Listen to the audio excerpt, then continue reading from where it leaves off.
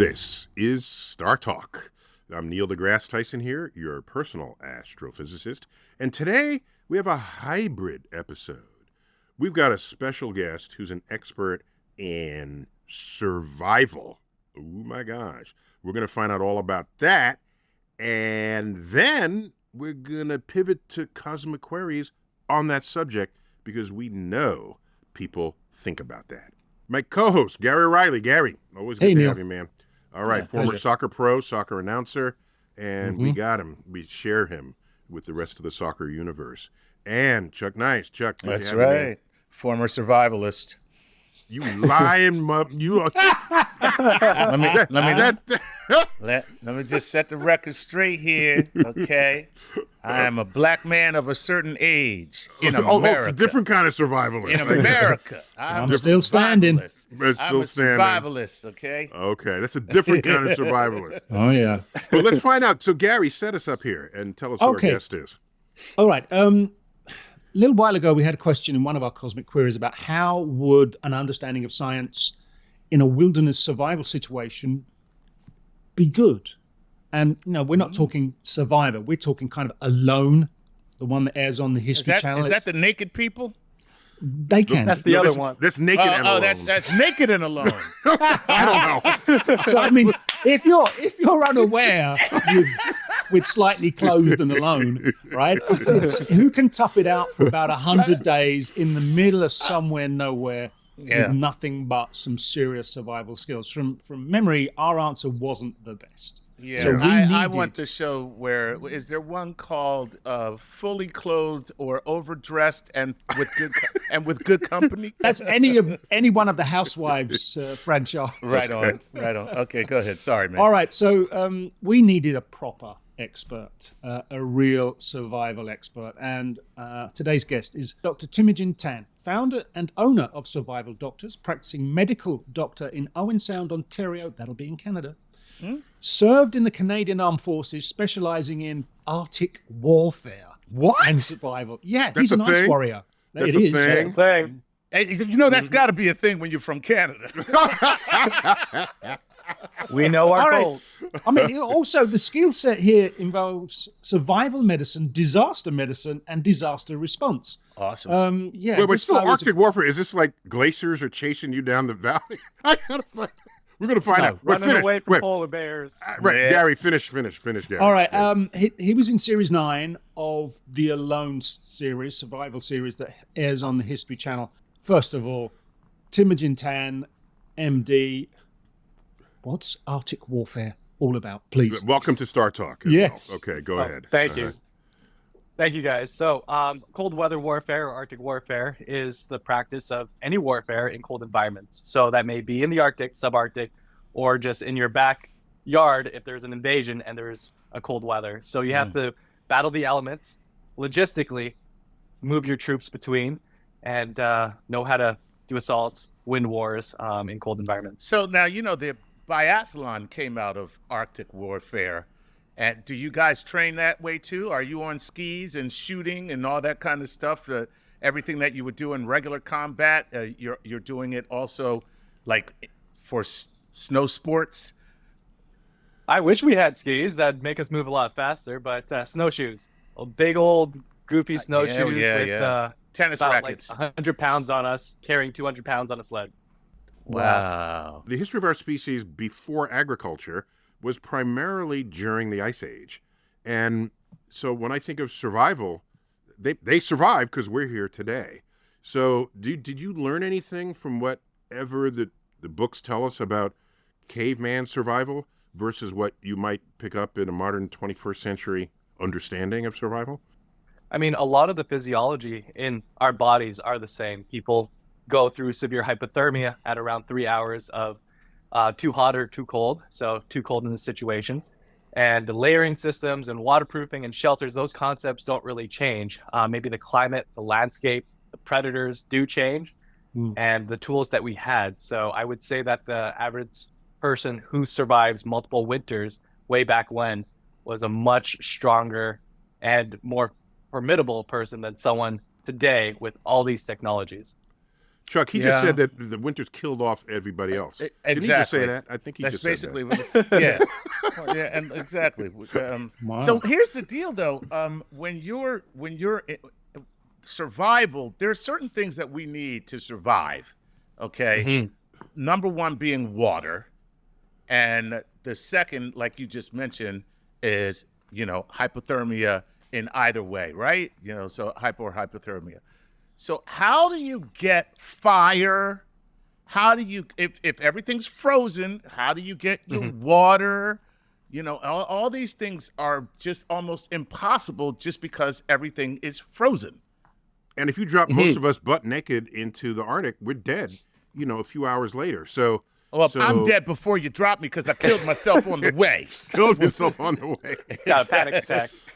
Just to start off, you mentioned water, you mentioned cold. One thing that people often forget is oxygen. So without oxygen, you're done in 3 minutes. So oftentimes that's overlooked because we think about we take that for granted. But if we think about medical emergencies, is there an absence of oxygen up in Canada? What am I missing? So if we think about it, oxygen, environmental, right? We can be at altitude, we can be in a cave. But more realistically, in our day-to-day, if it's a medical issue, if you have a heart attack, if you're bleeding out, these are things that are a priority over your survival priorities because that medical condition will kill you in minutes instead of hours. All right, say we are able to survive, a couple of days, at least get over the first, what do you call it, drop shock? Yep. What is your don't leave home without it item or short group of things that I ain't going anywhere without this lot? I'm going with airplane or snowmobile. And a torch. Airplane as an airlift. As an airlift, yes. Wait, just Gary, before we go to that question, I just want to add some emphasis to what Dr. Tan just told us. Okay. You can rank in sequence what you will die from if it is withheld from you. All right. And so I gotta be all in with you on this, Teimojin, that if without oxygen you're dead in however many minutes. Without blood, you're dead. So they learned in Vietnam, most of the servicemen who died didn't die from getting shot. They died from the loss of blood in the wound for having been shot. And so the first thing you do is stop the bleeding. That's the first thing. Absolutely. Forget everything else. Stop the bleeding because you will die from that faster than anything else. So I'd like to hear more about this sequence, this death sequence that you want to protect yourself against. Absolutely. So the death sequence, that sounds so ominous. But it sounds so Neil. That's what it sounds. It sounds so Neil deGrasse Tyson. All right. So the death sequence, it starts with 3 minutes without oxygen, 3 hours without normal thermia, too hot or too cold. Right. Then it's 3 days without water, 3 weeks without food. And then after weeks, and people often forget this and neglect this, and it happens from moment one to multiple months, is 3 months without companionships, connections, or relationships. So psychologically, that could be a huge effect because do people go mad or do they actually die? Because the other things you said result in death. I mean, for me, 3 months without being around anybody because I have 3 kids. I call that a vacation. That's a beautiful thing. That's wonderful. Yeah, and season 11 of Alone. I used to think that too, and I remembered I grew up with heavy doses of the Twilight Zone, which predated our time in space, but it knew it was imminent. And many of the episodes studied loneliness in space. It assumed somehow we would send one astronaut to Mars, right, or whatever, which never happened, of course. Plus, NASA's always yapping at you on the channels, but they all went crazy, and I thought, wow. And then as I got older, I got to echo what Chuck said here. Not only do I greatly relish time alone, I know people who don't ever want to talk to anybody ever. You give them books or their music, and they're fine. So is it really true that 3 months without human contact is, for some people, is bad? I don't see that. It really depends on the person. Like you said, some people need to be alone, want to be alone. And for those people, maybe that could be an option for them. I would say for the majority of people, especially if we just look at the pandemic as an example, and then look at the incidents across the U.S. For the rise in mental illness, we see that disconnect from people can cause disturbances. It did happen to you because you were on that alone show. Except how alone could you be if there's a camera on your ass all the time? Solo cam. So that's the big thing. All of Alone is self-filmed. The B-roll that's done at different sites, but it's all self-filmed. It's you and your 3 buddy cameras, and you can name them if you want to, but that's your relationship. Okay, that means it's getting really bad if you start naming your cameras. Yeah. Yeah, when your cameras play the role of Wilson, you know you've been out there too long. So it does make sense because there is a great deal of research now, some of which I found very intriguing, about solitary confinement being considered torture. And by the way, what they don't say in solitary confinement is you're not only in solitary confinement, you're in a tiny volume. So there's a size area thing, but you're out in the wilderness, so you don't have the volume problem, the area we have volume the range. problem. You got the range. But did you feel this emotionally though? I'll give you what I did as a trick, because I worked with my patients in a family medicine setting. I also been to therapy myself, and a lot of the people that I work with in the medical field are psychiatrists, therapists, cognitive behavioral therapists. So I threw the kitchen sink at this whole experience and did all the coping mechanisms I've ever been taught. Just tried to be as good as I can with that aspect. And one of the things that I really emphasized is finding ways to build relationships with what I got. So that may have been naming my cameras. That may have been making friends with animals. Okay. So do me a favor, because this is so fascinating. The fact that you spent, first of all, how long was it that you were alone? And then second question, follow up, what were your top 3 coping mechanisms? Because you said, you did everything from family therapy to your psychiatrist or psychologist. So what are the top 3, and how long were you alone? So I was alone for 63 days. Wow. And it was quite some time over there. Saw the seasons change. But one of the categories of coping mechanisms that I use should be differentiated between drop shock and initial stuff or acute kind of reactions, and what I did on the long term. For a lot of the initial things, I did breathing exercises, the same thing I did in the military for shooting, actually, to elevate that parasympathetic nerve response. So bearing down, box breathing, get really chill so I can have a clear head. And then I did a lot of meditation on the acute setting. On the long-term setting, it was, for me, how do I make a connection? How do I build a relationship on the land that I am on, especially if it's indigenous land? How do I build that relationship with no one there? And one of the things that I practiced a lot was gratitude and asking for help, openly asking for help. And one of the to the cameras, to whatever was out there. Okay, I got you. Go ahead, go for it. And I think it's called delusional. He's crossed over delusional. into delusions. Yeah. Okay. yeah. After week 2, for sure. So I think a powerful feeling is that when you ask for something, whether that's your ancestors, the spirits of the woods, or God, right. and you receive that, that's an incredibly empowering feeling that you know that someone has your back.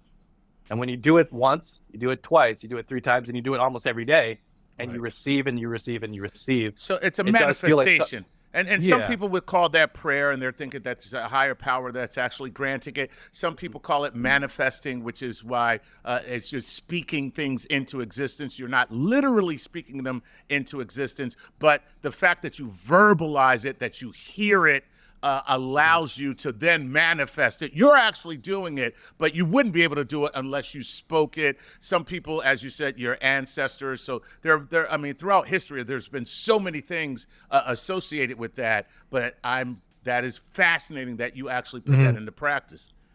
So, Teimojin, how quickly do you get to suffer? If mentally, right? God. In isolation, and then Yeah, you're Gary. around that, because this can't be good news, can it? Gary. Isn't there another way you could ask that? You are hardcore, Gary. Yeah, Like, this dude's suffering. tell us He's what not you got. picnic. He's not got a little wicker basket out there with sandwiches. Get to the good stuff. Tell us when you started breaking down. Come on. So, okay, you're in isolation. Probably not the best thing, as we've just discussed, but you've compounded that with calorific deprivation. Now, surely you really are putting yourself on a fast track to having some disturbance there. Absolutely. And let me tell you, starvation is no joke. One of the worst pains that you can kind of feel, especially when you transition between starvation and actually craving, because your stomach shrinks, you're not as hungry, a little bit of food satisfies you. But when you start craving things and you can't get it, I was craving things that I would never eat. The yellow orange cheese at the corner shop that you dip your nachos in. Yeah, and that's not even real cheese. But I was craving that. And it's not even real cheese. It's not even real cheese. That's his point, right? So you get into that craving zone. It's like an obsession and a pain that you can't really touch. And I would say that's another form of torture. But when you think about when my suffering first started, was after I didn't have a plan. You go in, you have 10 items, you think you know what you're going to do with your shelter, with your food sources. Right. You go there and you get whatever resources that the land offers. I caught a few fish the first 2 days. I thought, amazing. Every cast I threw, there were bites. Day 4, nothing. Day 5, nothing. 2 weeks You passed, did everything. nothing. I don't think so. There was only 4 fish that I caught on the first few days. You but it was overfished nothing the for 2 land. weeks. You overfished the land with only 4 fish. With only 4 fish. No, the producer It put was the 4 probably fish because in I at the was, beginning. downstream. When you're in this isolation, but this mental aspect of survival and isolation is fascinating. I think we'd all agree with that. Does your brain now engage with kind of upgrading your senses? Now, are you that much more aware? Does the survival instinct really, really kick in? 100%. So there is an instinct that is innate to, I think, all humans that are open to that type of experience. If you don't break down and you are in it to live another day, whether that's another day or to win $500,000, if you are invested in it, your attention does shift. And it is quite a beautiful thing because it's almost like a constant grounding, meditative experience where you're sensing with your nose, your feelings, your sound, your taste, like every little sense and every little sound in the woods, whether that's a squirrel sound or a bird that you've never heard before, you get to know every little thing. And it became like almost a research project for me because I was associating different sounds to different behaviors of different animals at different times of the day. And as I got more data, I was able to hunt more effectively. So after 2 weeks of not getting any animal protein, after some observations and taking some mental notes, I only took shots that I knew I could get at 100% or close to it. And I was hunting for the first time because prior to this experience, I had never hunted. I've shot a recurve bow for 7 years, but I never hunted before. So animal protein, that's code for dead for dead meat. Right? Meat, baby. Meat. I need meat. Start craving it. Meat. So this craving concept, there was a scene. Forgive my cinematic reference here, but in what's that movie where the Central Park animals go to Madagascar? Madagascar. Okay, It's called Madagascar. Mm-hmm. There you go. In Madagascar, all these animals are coexisting in the Central Park Zoo, and they're all being fed daily. So they're just friends. Then they end up in Madagascar, and the lion is hungry.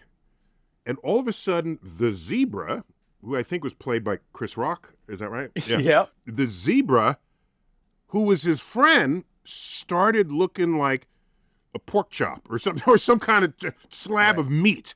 Hey, lion! Why are you looking at me like that? That's right. So it wouldn't be a pork chop, it'd be a zebra chop. But that was a hint at the psychological shift of what previously you would never consider eating now looks delectable. So did insects start looking good to you and other things that you just would never consider eating? Oh. Insects, I wish I had insects because I would have eaten it, but it was so cold by week 2 that there were not insects up to like 3 feet deep because I was digging for things. But there are parts of animals that I never thought I would eat that I ended up enjoying and craving. Brains, spinal cords, eyeballs, you name it. I was trying to eat like up to 90% of most animals that I would take out there because you were that hungry. And you cook them though, right? You Oh yeah. Okay. I don't know anything about. Listen, man. You are speaking an alien language to me right now. Because if it does not come from Whole Foods, I feel like I am hunting. Okay. Plus, if I'm going to be eating somebody's eyeball, I'm going to have to cook them first. Right. Oh, yeah. So, season it a little bit.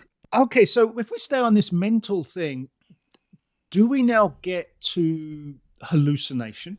Ooh. Do we now get to... Ooh, especially in the hunger state. Yes. Right, you talked about indigenous land.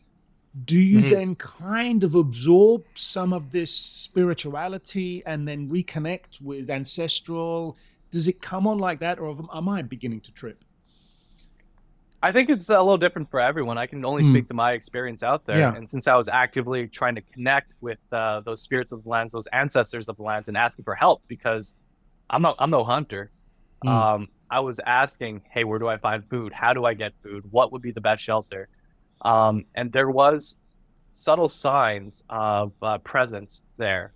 So there have been the way trees are bent there to make cooking benches and stuff like that. So to see that and to feel that, and then to gain from the land, it did feel like I was surrounded by that type of presence. And that was incredibly comforting to me. So it's a very powerful mental force is. operating on you. Because, Unbelievable. We in modern science, of course, we poo-poo all of that. But if you're out alone and you need to survive, the fact that you had those thoughts at all, and the fact that those thoughts are especially prevalent among native peoples of land prehistoric times, then you are tapping into something that must go very deep within our species. Yeah, that makes sense. I think so. And Teimojin, are you in any way, as far as your ancestry, connected to indigenous people for this part of the world? Native to Not this part of the world, but I would say that I'm named after Genghis Khan, so I'm probably in some way related to a bunch of different people genetically because of that. How are you named after Genghis Khan? We're all related to Genghis Khan. Genghis Khan. My boy had some children coming out of him. Wait. Yeah. How is Teimojin Tan named after Genghis Khan?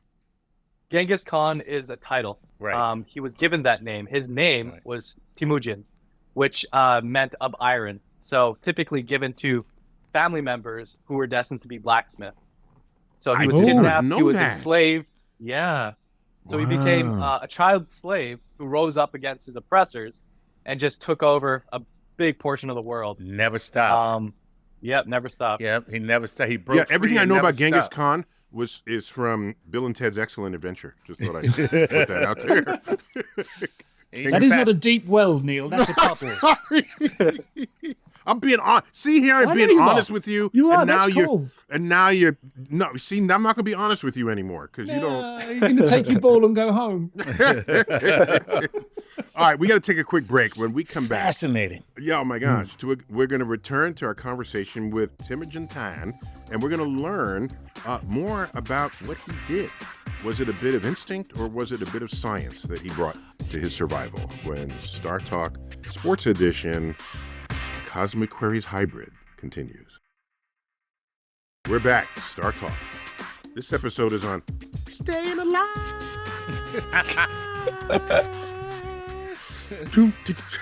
I work so hard on my hair, and look at what you do. I work so hard on my hair, and look at what you do. Some pitch you got there, Neil. Oh, dear. We got Teimojin Tan. Did I pronounce your full name correctly? Just Teimojin tan like a suntan. Teimojin Tan. Thank you for correcting me Yep. there. So, No problem. you were alone for 2 months surviving, and you have a knowledge of physiology, being a medical doctor. You also have knowledge of science related to that, science of an environment. So could you walk us through the steps of starvation? Which did you Absolutely. you experienced some of that, did you not? I think everyone on the history of alone has experienced starvation to one extent or the other. And it is a very precise and predictable sequence of events. One Take of us them through it. being, Take us through it. So it let's go. starts with denial, It starts with denial. and then it goes to anger. And acceptance. And then right? Okay. acceptance. Absolutely. So you have glucose in your blood, right? So your Right. body prefers that, your brain prefers One that. of the many sugars, one of the simple sugars. Yes. Mhm. Mhm. Exactly. So that becomes depleted within the first day or so. Then your body kicks into glycogen breakdown. So your liver and your muscles start breaking down the storage package so that you have more glucose. Right. Within 3 to 4 days, depending on your body habitus and your baseline makeup, that's gone. So 4 days, you need another source of fuel.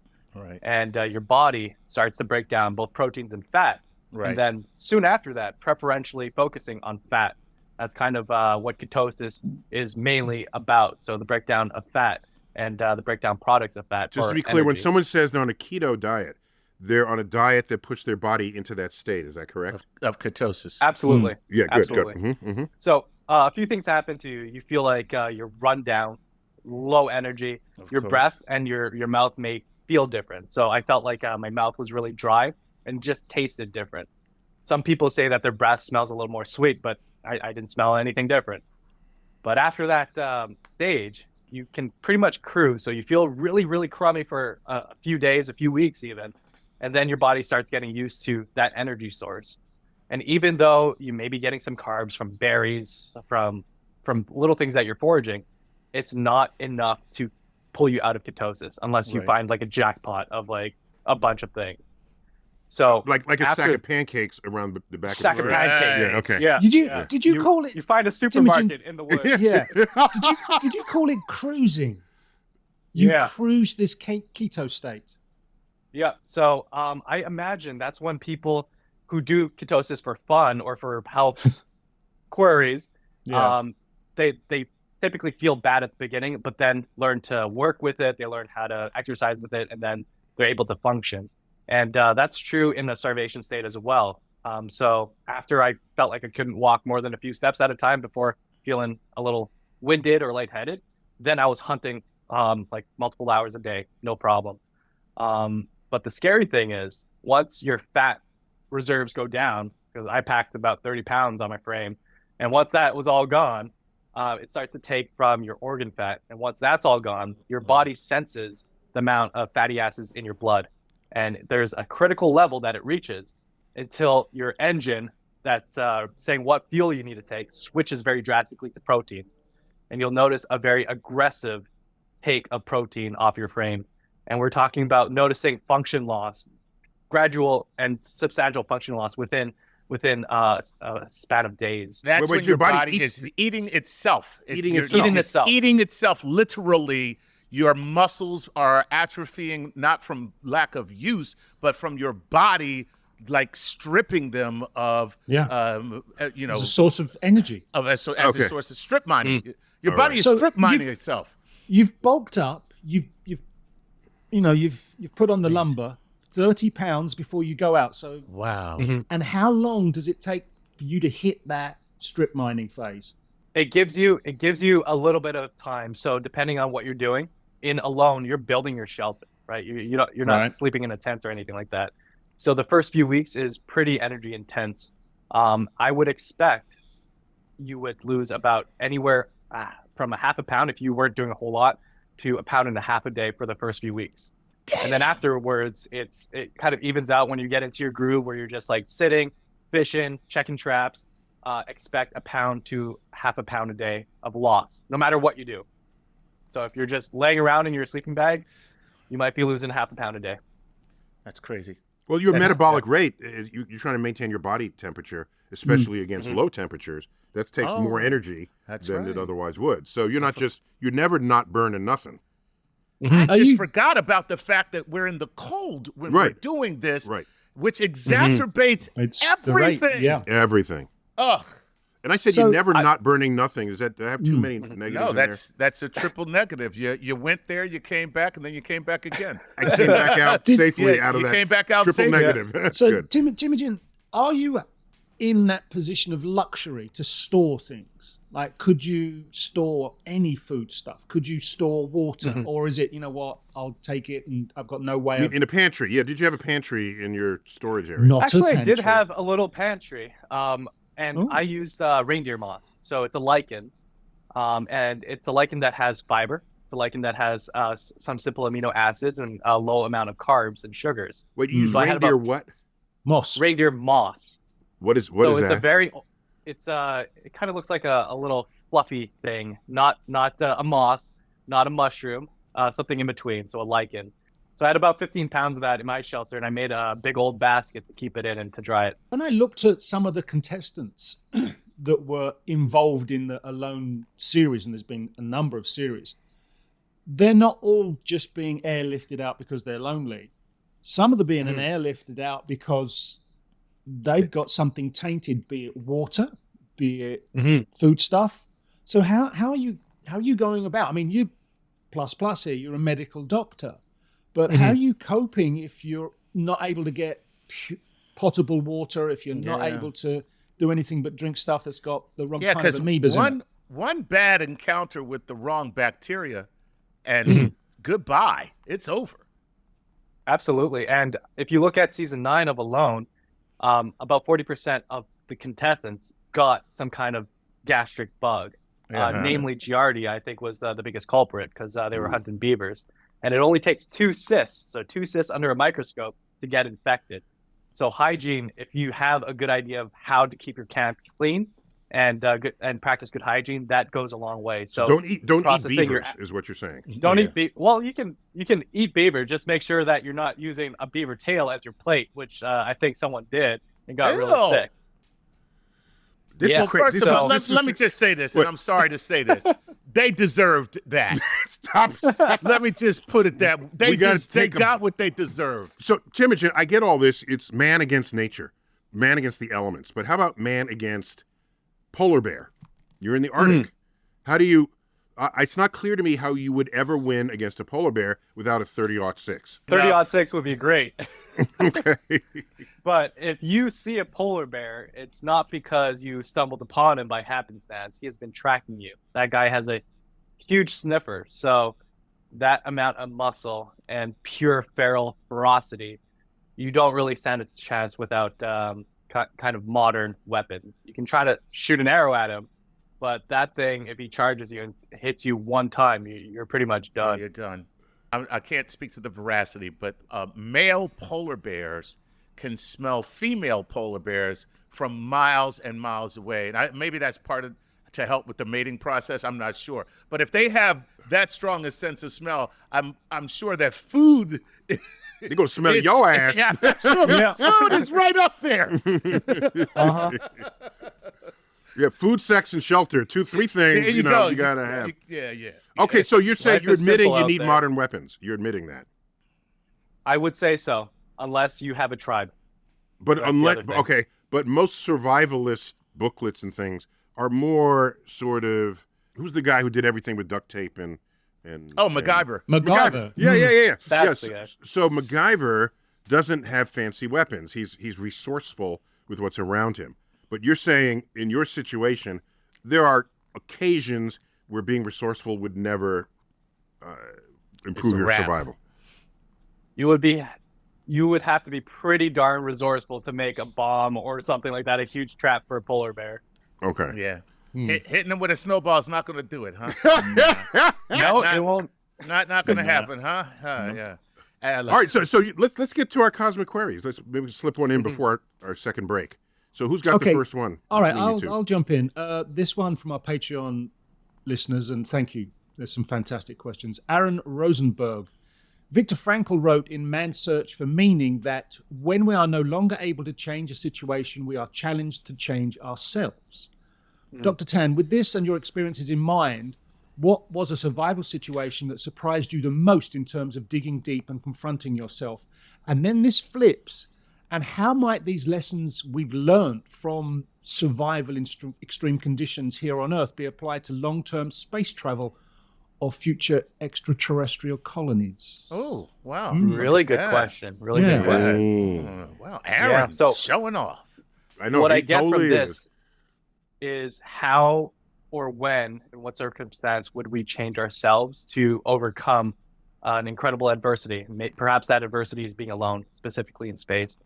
And I think the flip for me is after I got some more food, after my shelter was cozy, I was hanging out by the fire. The next question was, why am I still there? You know, what was my purpose? What was my mission at that point? Man, And I become remember an at day 40, existentialist at that point. Wow. yeah, exactly.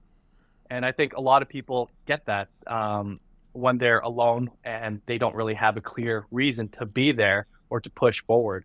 And for me, I actively was searching for that reason. And on day 40, I remember just watching the river and having a memory pop up. And it was a memory of something that my mom had told me when I was a kid. And that got me thinking about how my mom has been through the past years and how far away I have been from her, from medical school, from traveling and so forth. She told me that whatever I did, as long as I loved doing it and as long as I tried to be the best at it, that she'd be proud of me. Oh, yeah. And she that's was the type lovely. of woman that would fight for any of her kids, no matter what. And she went through a bunch of health issues, relationship issues, financial issues through the days and years, and just became a person who was not that person I knew when I was 5 years old. Okay. And That's- to potentially have a purpose out there to say, hey, maybe I can remind her to show her the type of person she raised, the values that she bestowed upon me. Maybe that would make something click so that she can go back to that person or even think that she deserves to be that person. Wow. And that's what pushed me. And I think That's for a someone, pep talk. That is a pep yeah, talk. Yeah, a Bro. spiritual pep talk, right? Bro, that is, yeah. I from mean, beyond, right? But you know what? It's like it's a spiritual, it's spiritual in nature, but it is also so inexorably tethered to what is corporeal that it's kind of a mind. Did you just put those three words together, inexorably tethered to the corporeal? What's wrong with Did that? those three words just come out of your mouth in a row? Yes, they did. Why? Okay, all right, fine. Is fine. that bad? No, I guess not. Sorry. That's just my vocabulary's not ready for that. Okay, go on. Okay, I'm sorry. What I'm saying is it's kind of it's a mind F in a way. Mm-hmm. You know what I'm saying? But that's how deep it is. Like that's not something you would have thought of taking a bubble bath is what I'm saying. And let me address the space side of that question. I mean, we're in a position, the space voyage, just trick it out with whatever you want. Get the Netflix account, you know, the music. So I don't see that as a problem traveling to a destination. But when you get there, then all of what you're saying would matter. If you're sort of what do you call the first ones? If you're the first ones coming in. Pioneers. settlers. Settlers, pioneers. Yeah, you'll need some of that. But on the voyage, just trick out the spaceship in whatever way you need it to be. One other thing, before we take a break, you commented earlier about that you started naming things and having conversations with things. That's a recurring theme in at least 4 films that portray the last person on Earth. So in The Omega Man, I Am Legend, and then there's another film, which is lesser known, The World, the Flesh, and the Devil, which actually had Harry Belafonte in it. And there was an Aussie film, actually a New Zealand film, called Quiet Earth. All of those, there's a person who thinks they're the last one on Earth, but they're in cities, right?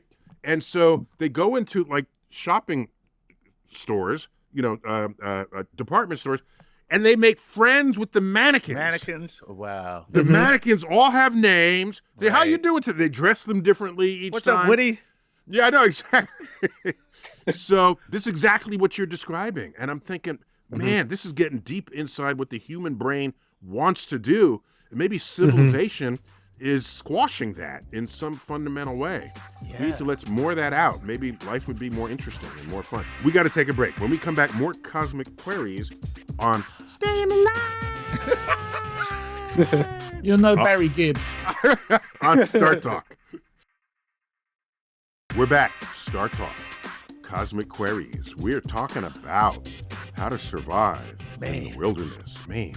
This Man, is so it- much deeper than I thought it would ever be. With There you go. Teimojin Tan, who's a survivalist, also a medical doctor, and he appeared in and it was a contestant in Series 9 of Alone on the History Channel, where you carry your own cameras because you're not followed by a camera person. Then you wouldn't be alone, right? You plus a camera person. You're alone. You got your own cameras. So this is fast. Every bit of this is fascinating, and it is something I will clearly never do in my life. So Gary, Chuck, you got some questions from our Patreon fan base. Before we do it, can I just give $5 right now so I can ask a question? No. $5 a month. Get can I access. Can I get That's $5? all it is. Because here's what I want to know. One StarTalk coffee. All right, we're gonna put this in the bin. All right, we'll go. Put it. Okay.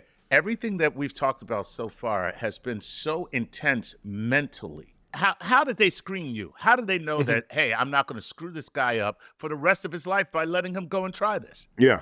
So the screening process is, I think, standard for a lot of TV things. You get a medical check from a doctor, and that's pretty much it. If you don't have a history of it, any kind of mental illness, then that's up to you to describe. Hey, but if you do, then in other words, to do this, you signed a in other words, you signed a release. That's right. The Yeah, answer. Signed a release. There you go. Showbiz. All right. Give me another question. Who's got it? Ronnie Wayne Gortz from Brooklyn in New York. He says, Doctors Tyson and Tan and Mr. Nice, what are the best practices to optimize the design of shelters, clothing, and equipment for individuals facing a wide range of extreme conditions?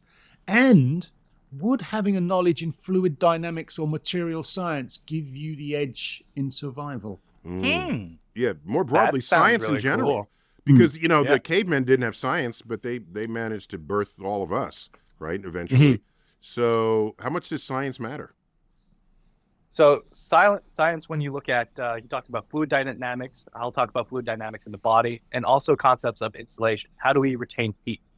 So we know that heat is lost by multiple different means.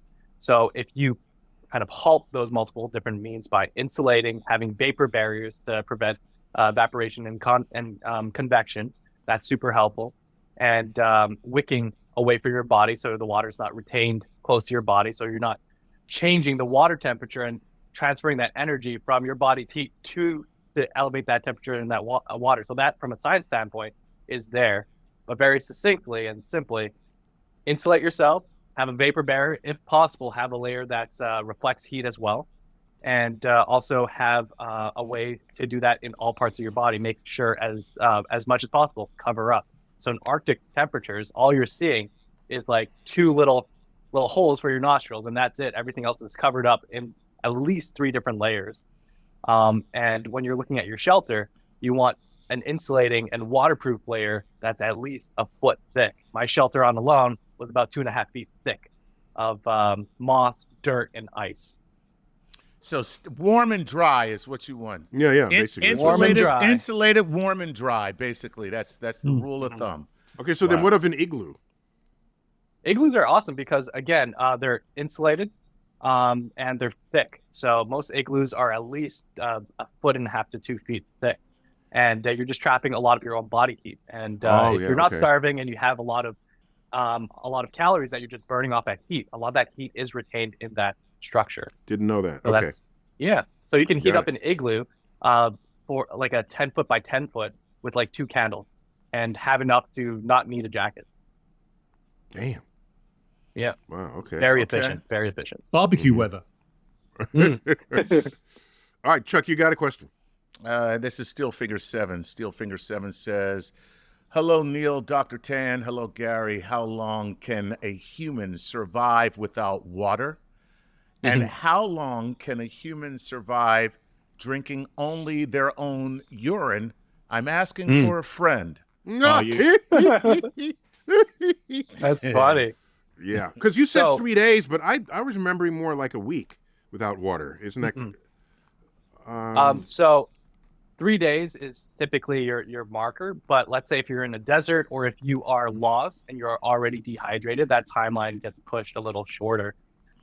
So 3 days without water is typical, your guidelines to work around. If you're conserving a lot and not doing much, you can extend it a little bit, but that's what about eating your own, drinking your own pee, which we hear done. Yeah, But we here they know. say So people do that. That is not advisable because that will make you a little more dehydrated and help accumulate a lot of the toxins that is the Right. waste product in your urine, in your body. So not advisable. If you can distill it, just like how we do That's on what space I was- stations, Right. that would be an excellent choice. And Yeah. with some simple tools, a few buckets, things that you can carve, you can make an improvised distillation setup in the woods too. Right. Yeah. Okay, I was going to say interesting. that's the idea of the drinking the pee. It's like what are those suits in Dune that they wear that have the Yeah, they all of recycle your your body? sweat. Yeah. Yeah, All your it's just body your sweats. exactly. Yeah, it's kind of cool. Yeah. All right. Yeah. There you go. Okay, keep going. Who's got the next one? All right, I'll jump in. 'Cause you guys never is share for- the questions with me. Just, Take it easy. Put your feet up. This is from Nick Smith, another one of our Patreon listeners. During the tail end of a few climbs in the mountains where my partner and I have been moving for over 24 hours, both of us have experienced hallucinations. I've always assumed they're from some combination of exhaustion and running on a calorie deficit. I'm curious, however, if there's a medical or psychological explanation for them. And he's also wondering if Dr. Tan, you know, if anyone who's experienced similar events. Well, plus they're hiking in the mountains. There's also less oxygen.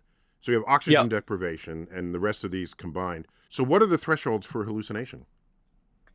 So I would imagine many people have different kind of thresholds because when we think about people who are in the mountains at high altitude for the majority of their life, they don't experience the same things you and I do who come basically from sea level. But you talked about dehydration, you talked about oxygen deprivation, you talked about calorie deficits. All of those things can make you a little loopy. But the concerning thing is, especially if it's hiking at high altitude, is brain swelling, cerebral edema. So high altitude cerebral edema, which would be a severe effect of being at that altitude. So that can cause some mental changes as well. So hopefully that was not the case, and it was just a little dehydrated and calorie deficit, because when we think about how many calories we need, it's on the scale of over 6,000 kilocalories a day. So with altitude sickness, feeling nauseated, not having a good appetite, it's very hard to get over 6,000 kilocalories a day in food unless you're eating straight butter. Right. And just to be clear, a food calorie, that would be 6,000 calories, but a physics calorie, it's 6,000 kilocalories, right? Because a capital So, C is big 1,000 little C's. Yeah, I just want to clarify that. Wow. So there's a section of the Bible where Jesus goes out into the wilderness. 40 days and 40 nights. I don't remember how long. It might have been that long. Yeah, it's but 40 days and 40 nights. Is that right? And he begins to hallucinate while he's fasting, and so so the fasting would be a trigger. Well, he doesn't call it hallucinating. He's like talking to God, right? But you would expect some neurological shift in him. He didn't say, "Let me go to the oasis, and eat banquet food and then talk." It's like, let us stress the physiology of my body. Then I'm susceptible to these kinds of visions, and that's what happened there. Well, yeah, and And you during that hit time, it right that's- on. Yeah. Because when you're stepping away from homeostasis in your body, whether that's dehydration, calories, or temperature, so I'm not sure if Jesus was having some heat stroke out there, that can all change your mental status. And we see that all the time in the elderly. So they come in, you don't really know what's going on, and it's just these small shifts that make them have delirium. And that wouldn't be surprising in those situations. Okay, Yeah. interesting. All right. Let's keep it going. Give me another All one. right, let's Chuck. Let me jump in on this one. This is the apocalyptic scenario, so prepare yourselves. Emily Kaneko Reynolds. I hope I've pronounced that correctly. She's from Kyoto in Japan.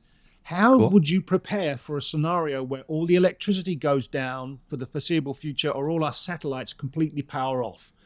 What would be the top three relatively easy things to have in place for survival? Now, you're One a is an survival AR-15. That's one. That's number one. We here in know what's top of America. Chuck's list.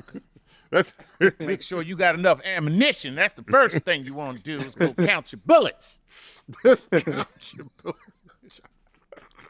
Chuck, you're not wrong. Because if you have all Oh those no, fancy that's all he things- needed to hear. don't encourage him. I mean, Don't if you encourage have all Chuck the like fancy that. things, all the things you need, and your buddy does just have an AR, then that that stuff is his or hers. Unfortunately, that's the law of the end of the world, right? Right. So whoever has that Wow. power, yeah. The law So of the end power of the control. world. Power control is a huge one. So we can talk about sustainable energy. We can talk about food supply for the last years. But if there's an overpowering force, it's not yours anymore. The law of the Yeah. end of the world. Why do you even have that as a phrase? Teimojin? Damn. Now you're spooking me a little. The law of the end of the world. Like, yes, I've got it up on my wall. But do you have enough ammo? Yeah, Yeah, count your bullets. All right. Yeah, All right, keep count your going. bullets. Here's an interesting one. This is Kenneth von Smellsmore. Very funny, Kenneth. Indeed, sir. Yes. Smells He says, more. greetings from Atlanta, Georgia. Modern medicine and technology are amazing and clearly have improved our overall health and longevity. We may not have access to this in the wild. What primitive methods are just as effective as modern medicine? Are there any that are arguably better? I'm reminded of things like using ants to suture a cut or maggots to clean a wound.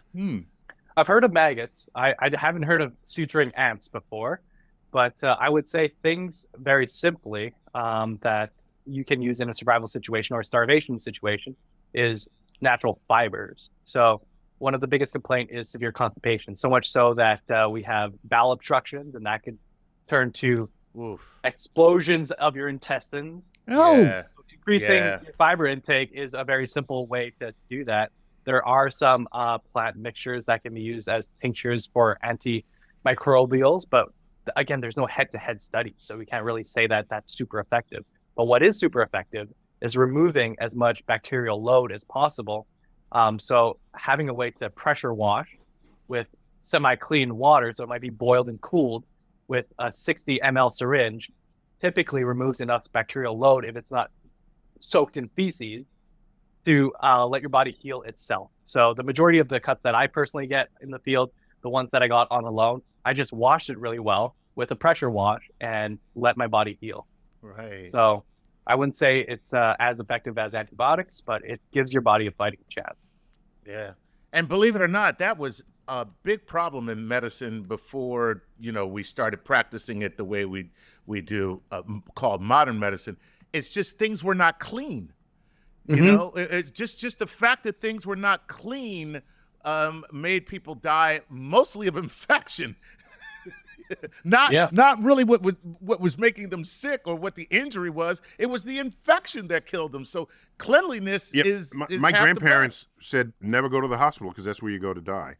And that's what my grandpa says too. It makes sense. So only in modern times is let me go to the hospital so I can get better. Right. So that had to shift over time. Exactly. Right. Yeah.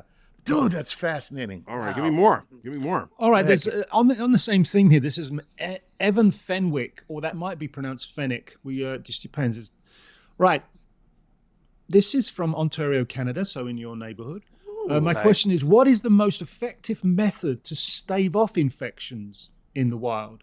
And should you get an infection, what is the most effective way to treat or manage? I think the last bit we've kind of addressed, but we haven't, because personal hygiene, making sure that you're washing all of your things that you're processing.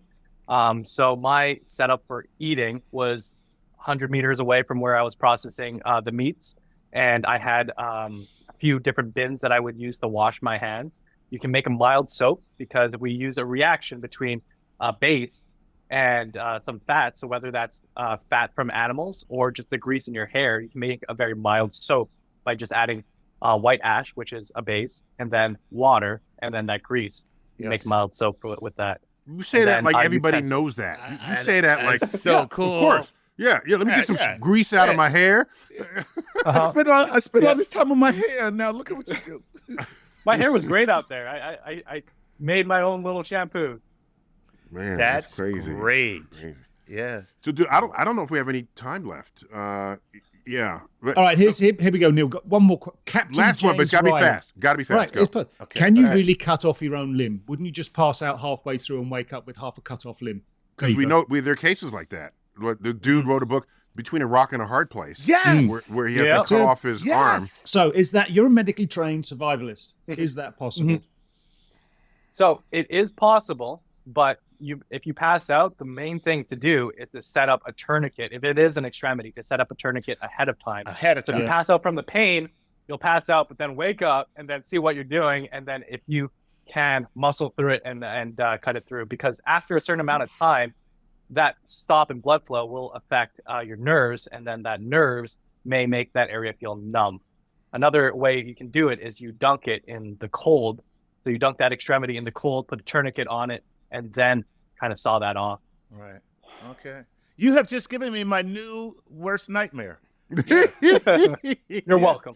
And he ends it, and just saw it off. Yeah, now you're ready to just saw it off. Oh my All God. right, dude. Well, thank you for sharing your expertise. Not Amazing. only book learned, but street learned and wilderness learned, all combined. And this is like it or not, this is what a whole lot of people think the future needs. What do you call it? What'd you say? And the world Law of rules. the end of the world. End of world rules. Yeah, I'll be gone well before then. So you might want to keep me alive, because I can tell you where on Earth you are. All right, I have that ability, but otherwise, Well, we'll go and live with Teimojin. yeah, that's what we'll do. Yeah, you're on our Move up list to now. Canada. Okay. Man, I'll we put gotta you in a cryo state. Keep you around. Yay. There you go. There you go. All right, Dr. Tan, a delight to have you on StarTalk. Thanks for your enthusiasm, your candor, and sharing your life experience with us. That was great. Thanks for having me, Thank guys. you.